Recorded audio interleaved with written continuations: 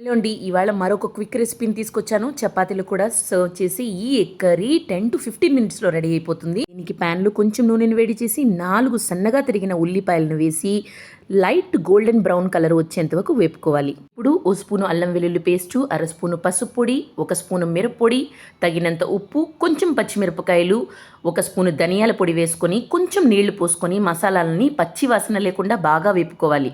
ఇప్పుడు మరో గ్లాస్ నీళ్లు పోసి నీళ్లు ఒక తెల్లు వచ్చిన తర్వాత ఇలా గుడ్లను పగలగొట్టి మీకు ఎన్ని గుడ్లు కావాలో అన్ని వేసుకోవచ్చు. రెసిపీ కిడ్స్ లంచ్ బాక్స్లోకి, ఆఫీస్లోకి, డిన్నర్లోకి చాలా బాగుంటుందండి. తప్పకుండా ట్రై చేసి చూడండి. ఇలా గుడ్లు కొట్టిపోసాక మధ్యలో ఉన్న పచ్చసొన ఉంది కదండి, దాన్ని కొంచెంగా బ్రేక్ చేసుకోండి. మూత పెట్టి 7-8 నిమిషాల పాటు కుక్ చేసుకోండి లో టు మీడియం ఫ్లేమ్లో. ఇప్పుడు గుడ్లు కూడా ఉడికిపోయాయి, అలాగే నీళ్లు కూడా డ్రై అయిపోయిందండి. ఇప్పుడు కావాల్సిన షేప్లో ఇలాగ మీరు కట్ చేసుకోవచ్చు. ఇలా ఫ్రెష్ అయిన కొత్తిమీర వేసుకొని బాగా గార్నిష్ చేసుకోండి. వీడియో నచ్చినట్లయితే లైక్ చేయండి.